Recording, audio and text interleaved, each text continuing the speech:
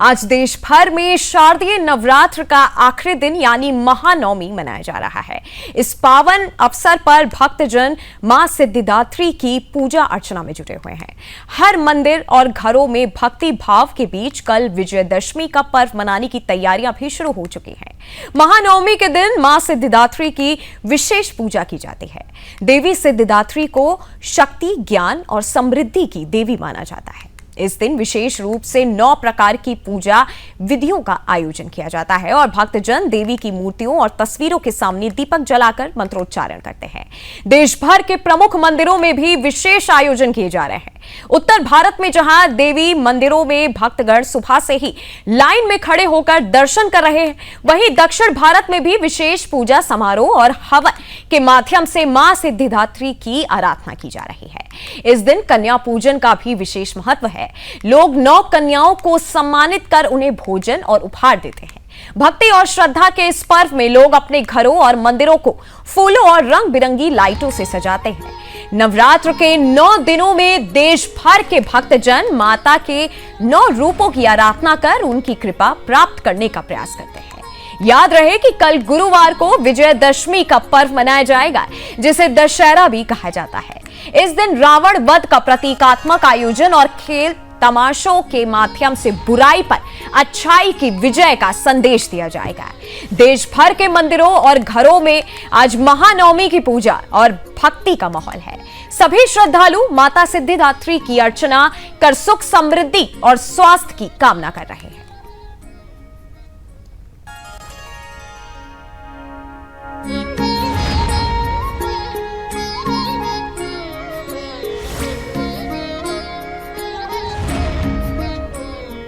और ये 3 तस्वीरें आपके सामने हैं। पहली तस्वीर हरिद्वार से है, दूसरी तस्वीर अयोध्या से और तीसरी तस्वीर दिल्ली के छतरपुर मंदिर से हम आपको दिखा रहे हैं।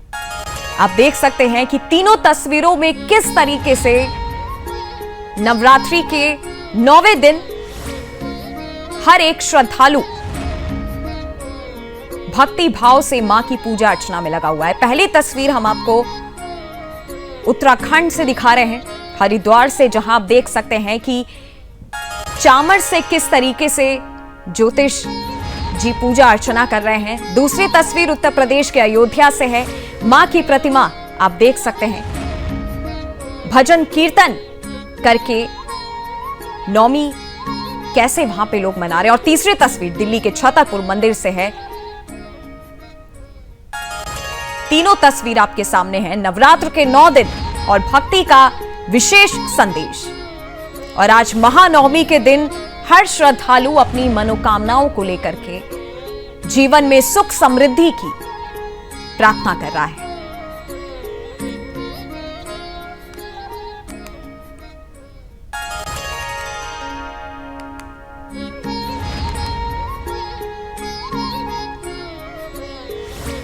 महानवमी का पर्व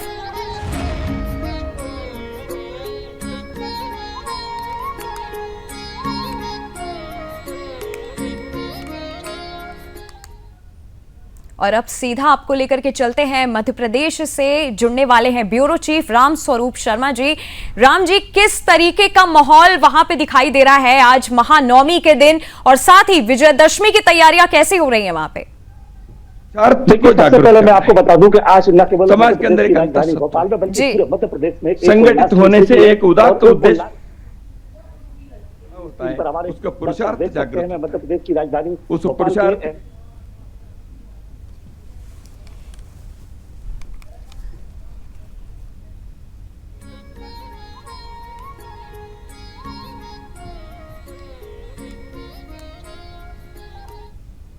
किया गया था। चाहे पूरी जो देवियां होती 9 दिन की, जिनकी अलग अलग पूजा होती है, उन सभी देवियों को यहाँ पे स्थापित किया गया था और क्रमशः उन सभी की यहाँ पूजन होती थी। आज इस पंडाल में भंडारा किया गया है और इसमें लगभग 5000 से ज्यादा लोग जो है वो इस भंडारे में उपस्थित हुए हैं। कन्याएं भी उनमें आई और उन कन्याओं का जो चरण है उनकी पूजन की गई। कुछ श्रद्धालु हमारे साथ यहाँ मौजूद है, हम उनमें से किसी से यहाँ बात करना चाहेंगे, हमारे दर्शकों को सुनाएंगे। आपका बहुत स्वागत है, अपना नाम बताइए, सुदर्शन जी से क्या कहेंगे, इन नवरात्रियों में आपने क्या अनुभव किया, क्या विशेष आपने देखा, आगे आ जाए। अपना सबसे पहले नाम बताएं। मैं विपिन गोस्वामी हूं और पिछले 40 वर्षों से हम लोग व्यापारी उत्सव समिति महाराणा प्रताप नगर के अंदर दुर्गा प्रतिमा का यहाँ पर बिठालते आ रहे हैं। और इस वर्ष की थीम हमारी ज्वाला देवी की थी और हमने 9 मूर्तियां बिठा ली हैं अब की बार, मतलब प्रथम से लेके माँ सिद्धिदात्री तक की हमने 9 मूर्तियां बिठा ली हैं और भंडारा चल रहा है अभी। और यहाँ पर लगभग जो है लोग 1 लाख के करीब जो है लोग रोज आते हैं और यहाँ पर लाइन में लग के जो है माता के दर्शन करते हैं। जी, आप इसकी समिति की अध्यक्ष थी। इन 9 दिनों में आपने क्या अनुभव किया, किस तरह की साधनाएं की और माता शक्ति को क्या संदेश देगी नवरात्रि में? हाँ जी, जय माता दी। मैं समिति की अध्यक्ष तो नहीं हूँ, पर मैं अध्यक्ष की पत्नी हूँ। और इतने ये कुछ 2 से 3 महीने की मेहनत थी जो हमने यहाँ पर ज्वाला देवी का मंदिर बनाया। वो ये सारे ही लोगों की मेहनत थी, एमपी नगर की जितनी समिति के जितने भी सदस्य हैं, बहुत कड़ी मेहनत की इन्होंने। पूरे एमपी नगर, महाराणा प्रताप नगर के व्यापारियों का सहयोग रहा इसमें। और बस हम माता रानी से यही दुआ करेंगे कि सभी के लिए अच्छे दिन लेकर आए और जो भी छोटी छोटी परेशानियां लोगों को आ रही हैं वो सारी उनकी पॉजिटिविटी से खत्म हो जाए। बोलिए, कोई दिक्कत नहीं। क्या शुभ नाम है आपका, बताइए। मेरा नाम धीरन मालवी है। अच्छा मालवी जी, नवरात्रि में आपने क्या संदेश आप देंगे? एमपी नगर में जो झांकी आपने रखी थी मध्य प्रदेश राजधानी में, ये सबसे प्रसिद्ध झांकी थी मध्य प्रदेश की राजधानी को, हमारे दर्शकों को बता दें। और ये मालवी जी हमारे बीच मौजूद है। किस तरह की व्यवस्थाएं इन 9 दिनों में रही और आप क्या संदेश आप देंगे भक्तों को और देशवासियों को नवरात्रि को लेकर? युवाओं में किस तरह की एक आध्यात्मिक और धार्मिक सोच की आवश्यकता है आज? मैं ये चाहता हूँ कि अपने आजकल वेस्टर्न कल्चर में ज्यादा लोग जा रहे हैं, तो इसलिए कि हम ये उन लोगों को जोड़ रहे हैं कि हम अंदर माता के थ्रू ये बच्चों को ये गरबा और इसमें लोग कर रहे हैं। तो बहुत सारे इवेंट ऐसे हो रहे हैं कि जिसमें ना बच्चियों का गलत संदेश जा रहा है, परंतु अपन ये सोच रहे हैं कि उन बच्चों को हमारी तरफ आकर्षित करें, क्या इनको जो हमारी पुरानी संस्कृति है उससे जोड़ें और उनको उसका ज्ञान दें, क्योंकि आने वाली पीढ़ी को उसका सही उपयोग हो। अच्छा, एमपी नगर जो है जो सबसे ज्यादा स्टूडेंट्स यहाँ पर रहते हैं और सबसे ज्यादा छात्र छात्राओं का ये इलाका कहलाता है। और इस इलाके में जो प्रतिमा इस बार स्थापित की गई तो यहाँ सबसे ज्यादा जो भीड़ रही युवाओं की रही और युवतियों की रही। युवाओं में और उस युवतियों में किस तरह का आपने उत्साह देखा, किस तरह से आध्यात्मिकता और धार्मिकता उनके बीच में देखी, क्या अनुभव किया आपने? आगे आके बताएं। मेरा नाम धीरज है। फ्रेम पे आ जाइए ना। जैसे कि हम देख रहे हैं कि बहुत सारी झांकियां भोपाल के अंदर स्थापित होती हैं इस नवरात्रि में। हर परिवार घर से निकलता है अपने माता पिता के साथ, तो यहाँ पे आनंद लेता है, झांकी का माता रानी से आशीर्वाद लेता है कि जो हमारा फ्यूचर है, जो भी हमारा वो है, आगे जाके हमारा बहुत अच्छा हो। और माता पिता के साथ जब बच्चे आते हैं तो जो झांकी के हमारे अध्यक्ष जी है, जो उनकी जो भी लोगों की टीम वर्क है, तो उनका और मनोबल बढ़ता है। और हम यहाँ पे देख रहे हैं, और जो हम यहाँ पे देख रहे हैं कि जो झांकी है ये सबसे नंबर 1 की झांकी है जो भोपाल के एमपी नगर के अंदर। और अभी तक इतनी बड़ी झांकी अभी आपके आसपास भी कहीं भी नहीं मिलेगी देखने को। 1 लाख श्रद्धालु पर डे आते हैं यहाँ पे। पूरा व्यवस्था और हमारी टीम पूरी व्यवस्था के साथ जुझारू रूप के साथ काम करती है। और हम यही चाहते हैं, माता रानी से आशीर्वाद यही चाहते हैं कि और देश की उन्नति हो, हमारे एमपी नगर, पूरा विश्व का कल्याण हो। और जो युवा भटक गए हैं वो भटके नहीं, वो धर्म से जुड़े रहे। हम आगे जाके उनको यही संदेश दे सकते कि आज हमारे माता पिता, आज मान लीजिए 70 साल के हैं, वो एक झांकी में काम कर रहे हैं। हमारे बच्चे जब बड़े होंगे तो हम उनको बता सकते हैं कि देखिए ये 70 साल के हमारे माता पिता थे, तो आज 30 साल की तुम्हारी उम्र है, तो इस आस्था को बनाए रखें और इसको मजबूती के साथ झंडा को ऊंचा रखे, हिंदुत्व को बचाए रखे। गोस्वामी जी, पुनः आपके पास लौटूंगा। पहले मैं लेकिन सबसे पहले दर्शकों को बता दूं कि इस झांकी का जो आकर्षण था, इस झांकी की जो सबसे ज्यादा जो विशेषता थी वो ये थी कि युवाओं को कल्चरल जिस तरह से एक डाइवर्शन हो रहा है, जिस तरह से वो पश्चिमी सभ्यता की तरफ जा रहे हैं, उन्हें तो पुनः भारतीय संस्कृति की तरफ, सभ्य समाज की तरफ, आध्यात्मिकता और धार्मिकता की तरफ लाने का प्रयास मध्य प्रदेश की राजधानी भोपाल के महाराणा प्रताप नगर के इस पंडाल में की गई। और यहाँ 9 देवियों को विराजित किया गया। और उस पूरी टीम का, इस पूरी समिति का जो नेतृत्व किया है वो हमारे साथ गोस्वामी जी मौजूद है। गोस्वामी जी, पूरे फ्रेम पे आइए, फ्रेम पे रहे सब लोग। जो 1 लाख की भीड़ प्रतिदिन आती थी, इसे आप कैसे लीड करते थे? किस तरह की चुनौतियों का आपको सामना करना पड़ा? फ्रेम पे आ जाओ यार। हमारे वॉलंटियर जो है वो रातों दिन यहाँ पर बैठ के जो है सवेरे से लेके तैयारी करते हैं और रात के 2:30-3 बजे तक के यहाँ पर वॉलेंटियर लगे रहते हैं और व्यवस्था को संभालते हैं। उसके अलावा हमने सिक्योरिटी गार्ड, स्काउट्स गार्ड सबकी व्यवस्था भी करी हुई है कि महिलाओं को अलग लाइन में रखा जाए और पुरुषों को अलग लाइन में रखा जाए और उनको आने जाने में कहीं पर भी असुविधा ना हो। सबसे बड़ी बात यह रही एमपी नगर की इस झांकी में जो 1 लाख लोग यहां पर आए, किसी तरह की कोई ऐसी आपराधिक गतिविधि और घटना नजर नहीं आई। अक्सर मोबाइल चोरी या ऐसी वारदातें होती है, लेकिन यहाँ ऐसी कोई घटना नहीं हुई। उसके लिए आपने क्या तैयारी की थी? फ्रेम पर आइए, जोर से बोलिए। एमपी नगर व्यापारी संघ के अध्यक्ष है जी। ठीक, उसके बाद अभी तक का रिकॉर्ड न कोई चोरी, व्यवस्था नंबर 1 है, न चोरी डकैती न बदमाशी, किसी की हिम्मत नहीं है कि एमपी नगर में कोई करता है। अच्छा, देश की बेटियों को आप क्या संदेश देंगी? फ्रेम पर आइए। और सनातन धर्म जो है इसकी अपनी क्या महत्वता है, क्या वैज्ञानिकता है? लोगों को, युवाओं को, खासतौर देवियों को जो मातृशक्ति है उसे क्या करने की आवश्यकता है? क्या संदेश देंगे? फ्रेम पर आए। बेटियों से और सभी युवाओं से मैं यही कहना चाहूंगी कि अपनी संस्कृति, अपने धर्म और जो हमारे माँ बाप से जो हमको मिली हुई है उसको हम भूले नहीं। ये सभी त्योहार बहुत महत्व रखते हैं और इन्हें हम जरूर मनाएं परिवार के साथ, समाज के साथ, बहुत हर्षोल्लास के साथ हमें ये जो त्योहार है ये मनाने चाहिए। यही संदेश मैं युवाओं को देना चाहूंगी कि आज देश भर में हर श्रद्धालु महानवमी का पर्व मना रहा है, साथ ही हर श्रद्धालु विजयदशमी की तैयारियों में जुटा हुआ है। इसी पर चर्चा करते हमारे साथ जुड़े हुए हैं पुरुषोत्तम कुमार शास्त्री, ज्योतिषाचार्य, और साथ ही जुड़े हैं रजनीकांत, वो भी ज्योतिषाचार्य हैं। दोनों के पास चलते हैं। बहुत बहुत स्वागत है सर आपका सुदर्शन न्यूज पर। और सबसे पहले पुरुषोत्तम जी, आपसे मैं पूछना चाहती हूँ, इस आज का महापर्व महानवमी का पर्व है और कल विजयदशमी है, क्या ग्रह नक्षत्रों की स्थिति रहने वाली है? सबसे पहले तो बहुत अच्छा मैम आपने जो पूछा। आज का जो विशेष पर्व होता है नवमम सिद्धदात्री चा नव दुर्गा प्रकीर्तिका, कहते हैं कि ये सिद्धदात्री है और कहते हैं कि जो हम 9 दिन की एनर्जी एकत्रित करते हैं वह आज जाकर के हमारी पूर्ण एनर्जी में तब्दील हो जाती है। इसलिए माँ के जो 9 स्वरूप होते हैं जी, और उन 9 स्वरूप में से आज का जो माँ का सिद्धदात्री का स्वरूप होता है वो हमारे कष्टों को हरण करने वाली होती हैं। आज के दिन कहते हैं कि यदि सौभाग्यवती कन्याएं हैं, लड़कियां हैं और एक अच्छे वर की कामना करती हैं तो उन्हें शीघ्र वर प्राप्त होता है, जो अगर सिद्धदात्री की पूजा की जाती। अब बात आपने की कि नक्षत्र और राशि के अकॉर्डिंग, तो अगर हम देखते हैं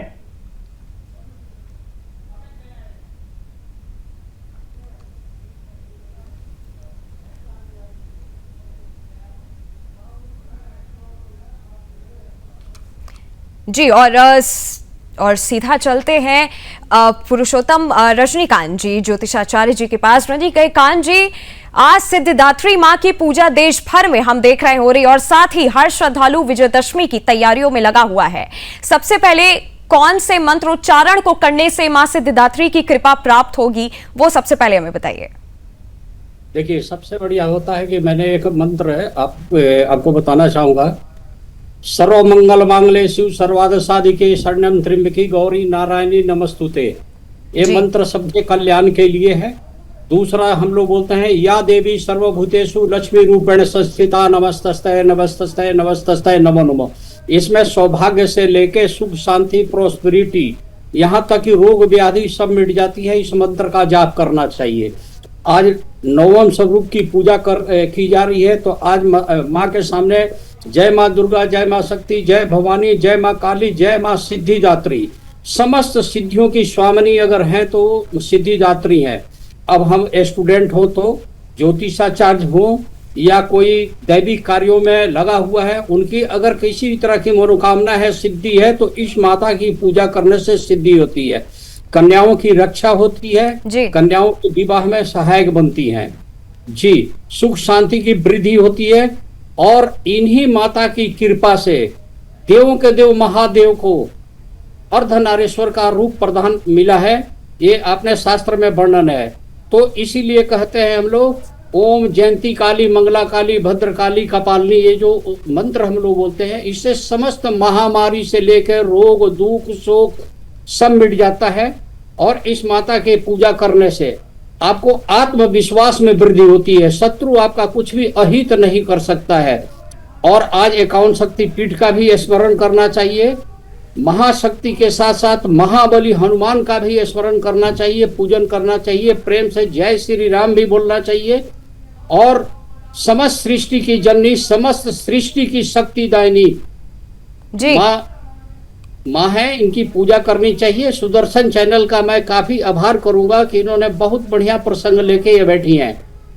जी रजनीकांत जी, मैं पूछना चाहूंगी कि ज्योतिष के अनुसार कल जिस तरीके से विजयदशमी का पर्व मनाया जाएगा, तो भक्तजनों के जीवन में किस प्रकार का फल कल आने वाला है विजयदशमी के पर्व में?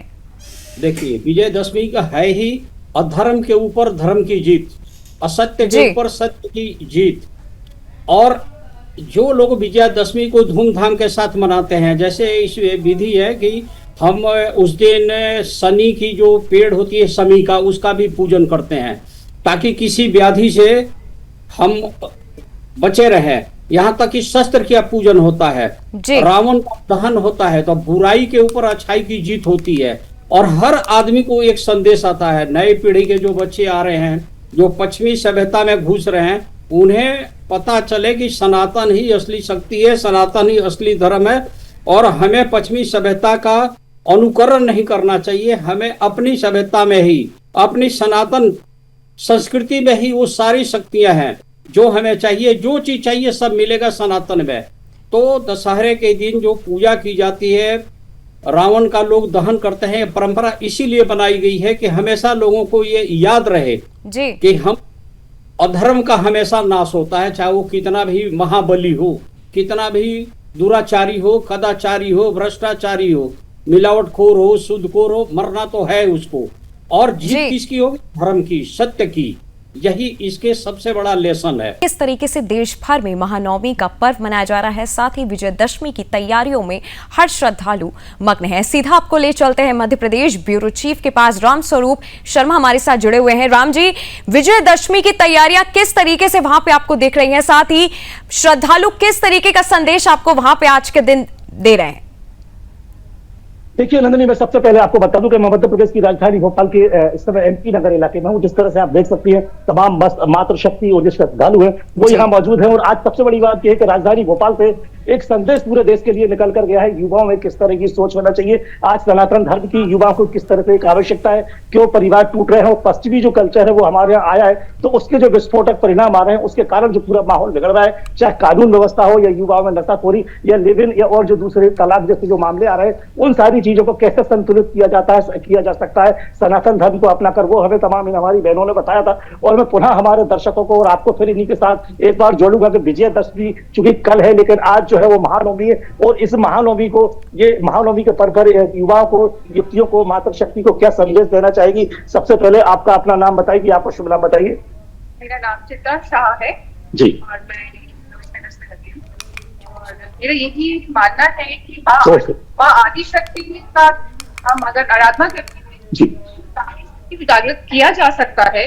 और जो भी हमारे संस्कार हम जो बच्चों को देंगे, तो उसके द्वारा हम अब नई पीढ़ी को, भावी पीढ़ी को मजबूत बना सकते हैं संस्कारों के द्वारा। अध्यात्म एक अपने आप में एक बहुत बड़ी शक्ति है जिसके द्वारा हम अपने देश के हित के लिए कार्य कर सकते हैं। अच्छा, ये बताइए, यदि सनातन धर्म को हम सिरे से अपनाते हैं, उसकी वैज्ञानिकता से अपनाते हैं, तो हमारी समाज में जो समस्याएं अभी जनरेट हो रही है, उन कितनी समस्याओं को निपटाया जा सकता है या वो समाप्त हो सकती है? मेरे को लगता है कि सनातनी है हम, और हम ईश्वर के माध्यम से अगर अध्यात्म को अपनाते हैं, तो ऑटोमेटिकली हम सारी जितनी भी हमारी परेशानियां हैं, आजकल आप देख ही रहे हो क्या क्या चल रहा है पूरे समाज में, वो बिल्कुल जड़ से समाप्त किया जा सकता है। लेकिन उसके लिए हमें अपने बच्चों को शुरू से संस्कार देने पड़े। ऐसा नहीं कि संस्कारों की आवश्यकता है, एक बड़ा बदलाव आ सकता है और क्राइम का जो रेट है, क्राइम का जो रेशो है, उसको कम किया जा सकता है। गोस्वामी जी, क्या आपने संदेश दिया छात्रों को और आपके जो आयोजक समिति थी, क्या पूरा उद्देश्य था आपका एमपी नगर की इस झांकी के माध्यम से राजधानी भोपाल से क्या संदेश आपने दिया? और आप जो कल चूंकि कल विजयादशमी है, उसके लिए क्या तैयारी है? दोनों सवालों के जवाब आपकी। देखिए, धर्म की चेतना जगाने के लिए जो है उत्सव जो है एक बहुत अच्छा त्योहार है और इस 9 दिन जो है हम लोग माता रानी की उपासना करते हैं और यहाँ पर जो बड़े लोगों के साथ में जो छोटे बच्चे आते हैं वो जब टीका लगाते हैं, कलावा अपने हाथ में पहनते हैं और अपने प्रसाद लेते हैं और उनको मालूम पड़ता है कि हमारा धर्म क्या है, हमारी संस्कृति क्या है, हमारे सनातन की परंपराएं क्या है। तो इन सबसे जो है वो बच्चे जो है बड़े अट्रैक्ट होते हैं और हम लोगों की जो झांकी बिठाने का उद्देश्य भी यही है कि हम लोग जो है एक विशाल झांकी बिठाते हैं जिससे बच्चों में क्या अट्रैक्शन हो कि वो आके देखें कि हम लोग जो है हमारी 9 देवियों के क्या रूप है, उनके क्या क्या कहानियां हैं और उनकी क्या क्या किंवदंतियां उनके साथ जुड़ी हुई है। क्या नाम है आपका? फ्रेम पर आइए, सामने जोर से बोलिए, जोर से बोलिए। जया पटेल है। और मैं यही बोलूंगी कि जैसे हम 9 दिन अपनी माताओं का पूजा करते हैं, वैसे ही हम अपनी जो हमारी जितनी भी स्त्रियां होती है उनका पूजन हमें पूरे साल पूरे दिन हमें उसी तरीके से उनको पूजा करके उनकी रिस्पेक्ट करनी चाहिए, उसी तरीके से हमें उनको मानना चाहिए। जैसे हम अपनी 9 दिन मानते हैं कि हम 9 दिन बस माता की पूजा कर रहे हैं, लेकिन साल भर हम उनको नहीं संभालते हैं कि मतलब उनकी रिस्पेक्ट नहीं करते हैं। सिर्फ 9 दिन बस ये देखते हैं कि स्त्रियों को पूजा करनी है, सिर्फ इतना ही देखा जाता है, सिर्फ 9 दिन। लेकिन मेरा मानना यह है कि जिस तरीके से हम 9 दिन स्त्रियों की पूजा करते हैं, मानते हैं उनको, उसी तरीके से हमेशा करना चाहिए और स्त्रियों की उसी तरीके से। आप सब लोग फ्रेम, आप आउट हो रही है। पुरुषोत्तम जी, कल अष्टमी का दिन था और हमने देखा कि मौसम ने एक अलग तरह से करवट ली थी। तो ज्योतिष शास्त्र के अनुसार क्या ये कोई संकेत है देश के लिए, लोगों के लिए, जिस तरीके से मौसम एक तरफ से बदला, वो भी अष्टमी के दिन? क्या कहना चाहेंगे आप?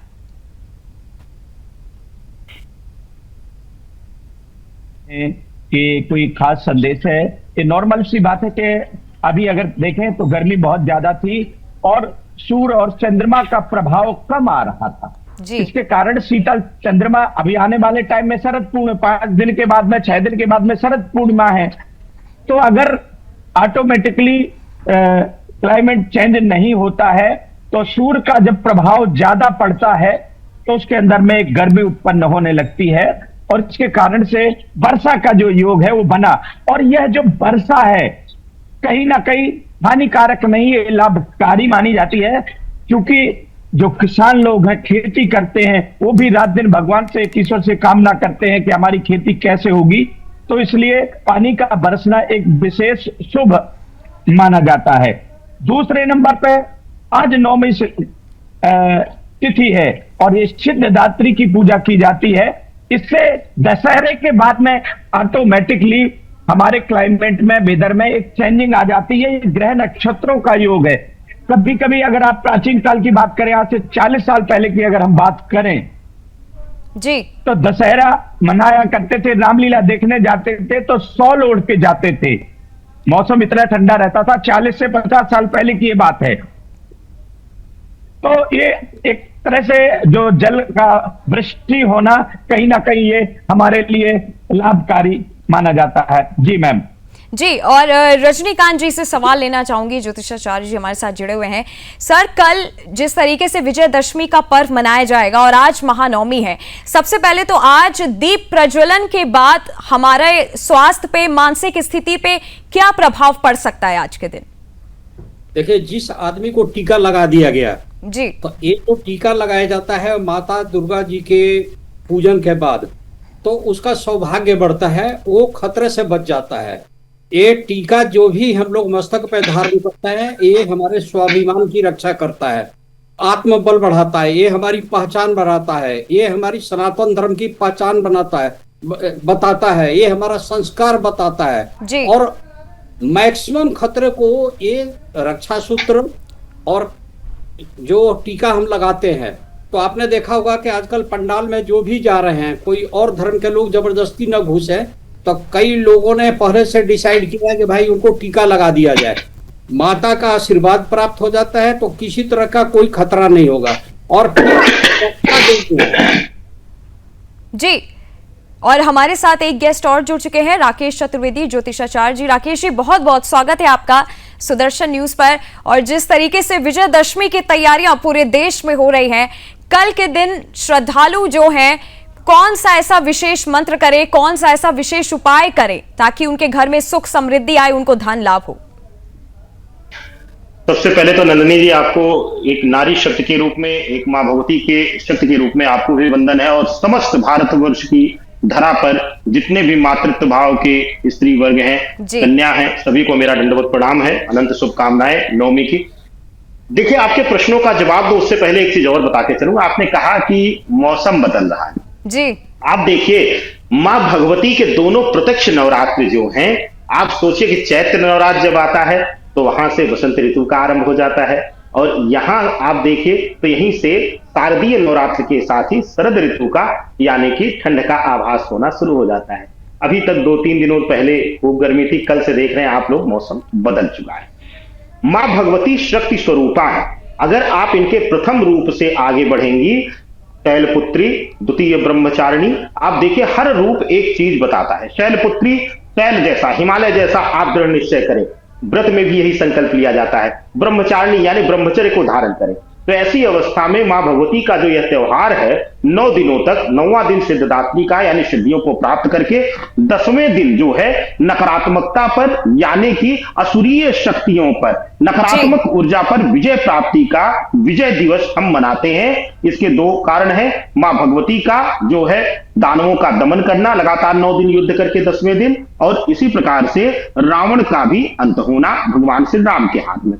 कल अगर किसी के घर में भी ग्रह कलेश है, किसी तरीके की पीड़ा से परेशान है, रोग बार बार दवाओं का चक्कर, डॉक्टर का चक्कर लग रहा है, तो ऐसी अवस्था में आप लोग जो है कोई भी इस प्रयोग को कर सकता, बड़ा सात्विक प्रयोग है। जब भी रावण जलता है दशमी का, आप हाथ में जो है 21 लौंग ले लीजिए, 21 काली मिर्च ले लीजिए, और थोड़ा सा नमक अपने घर से ही निकलिए मुट्ठी बांध करके, और जब रावण जले तो अपने सर से क्लॉकवाइज जो है 7 बार उबार करके ओम श्रीम शिवाय नमः यह मंत्र करके आप उसी अग्नि में डाल दीजिए। प्रभु भोलेनाथ और मां भगवती की शक्ति जो है हर प्रकार की नकारात्मकता का दमन करेंगी, और शुभता ही शुभता जैसे उन्होंने धरा पर प्रकृति को प्रदान किया है, वैसे ही हम सभी को करेंगे। इस उपाय को कोई भी कर सकता है, कोई भी सालक्ष्य हो, किसी की नौकरी की इच्छा हो, किसी का स्वास्थ्य लाभ का इच्छा, जो भी इच्छा हो, मन में करके यह प्रयोग कर ले।